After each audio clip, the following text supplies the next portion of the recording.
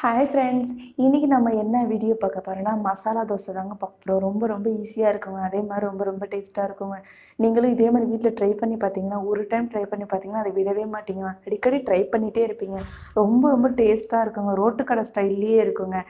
வாங்க வீடியோக்குள்ளே போகலாம். வீடியோக்குள்ளே போகிறதுக்கு முன்னாடி நம்ம சேனல் சப்ஸ்கிரைப் பண்ணுங்க, மறக்காமல் பெல் ஐக்கனை கிளிக் பண்ணுங்கள். வாங்க வீடியோக்குள்ளே போகலாம். இப்போ நான் தேவையான அளவுக்கு எண்ணெய் சேர்த்துக்கிறேங்க.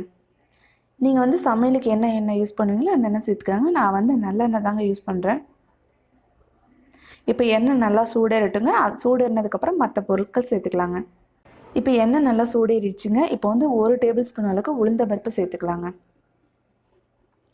நான் அடுத்து பச்சை கடல பருப்பு 1 டேபிள் ஸ்பூன் சேர்த்துக்கிறேங்க. இப்போ உளுந்த பருப்பையும் பச்சை கடல பருப்பையும் நல்லா பொன்னிறமாக வதக்கி விட்டுருங்க. இப்போ உளுந்தம்பருப்பும் பச்சைக்கடலை பருப்பும் நல்லா வதங்கிருச்சுங்க. இப்போ தேவையான அளவுக்கு கடுகு சேர்த்துக்கலாங்க. நான் சின்ன ஸ்பூனில் சேர்க்குறனால 2 ஸ்பூனில் சேர்க்குறேங்க. நீங்கள் பெருசாக வச்சுருந்தீங்கன்னா 1 ஸ்பூன் போதுங்க.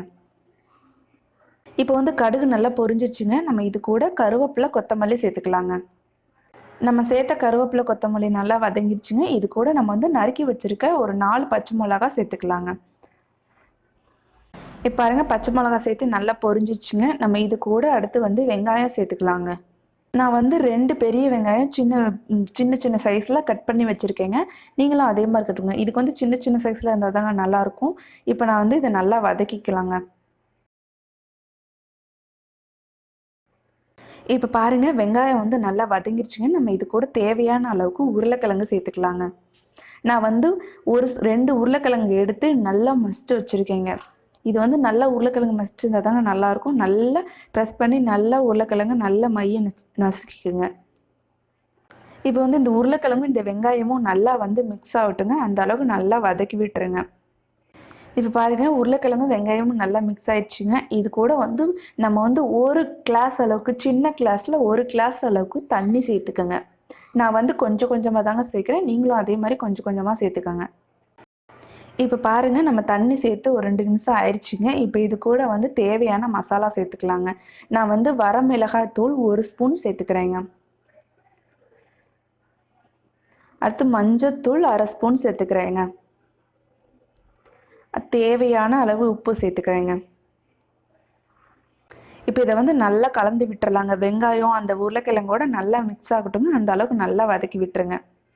இப்போ பாருங்கள், நம்ம தேவையான அளவுக்கு கொஞ்சம் தண்ணி ஊற்றணும் இல்லைங்க. அந்த தண்ணி ஒரு 2 நிமிஷம் அப்படியே மீடியமான ஃப்ளேமில் வச்சுக்கோங்க. அப்போ தாங்க நல்லா சுண்டி அடி பிடிக்காமல் வருங்க. இப்போ ஒரு 2 நிமிஷம் இதை மூடி வச்சிடலாங்க.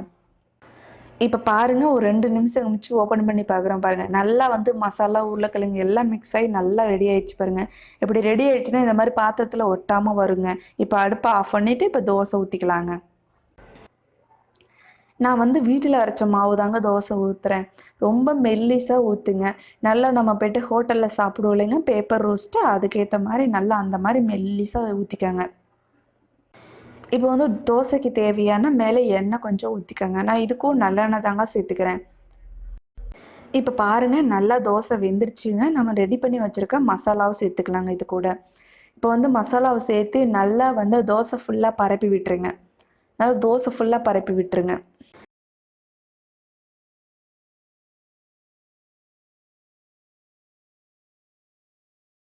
இப்போ பார்த்தீங்களா, தோசை ஃபுல்லாக நான் பரப்பிட்டேன் பார்த்தீங்களா? இப்போ இந்த மசாலாவுக்கும் தோசைக்கும் தேவையான எண்ணெய் சேர்த்துக்காங்க. இல்லை உங்களுக்கு இந்த எண்ணெய் வேண்டாம் அப்படின்னா நீங்கள் அப்படியே கூட சாப்பிட்லாங்க. இதுவும் டேஸ்ட்டாக தாங்க இருக்கும். இப்போ 2 நிமிஷம் இந்த மசாலாவும் அந்த தோசையும் மிக்ஸ் ஆகட்டுங்க. அதுக்காக ஒரு 2 நிமிஷம் ஸ்லோவில் வச்சுக்கோங்க. ஸ்லோவாக வச்சு மூடி வச்சுக்கோங்க. இப்போ பாருங்கள், ரெடி ஆயிடுச்சு பாருங்கள். எவ்வளோ சூப்பராக ரெடி ஆயிடுச்சு பாருங்கள். இப்போ இதை நம்ம வேறு பிளேட்டில் மாற்றிடலாம் பாருங்கள்.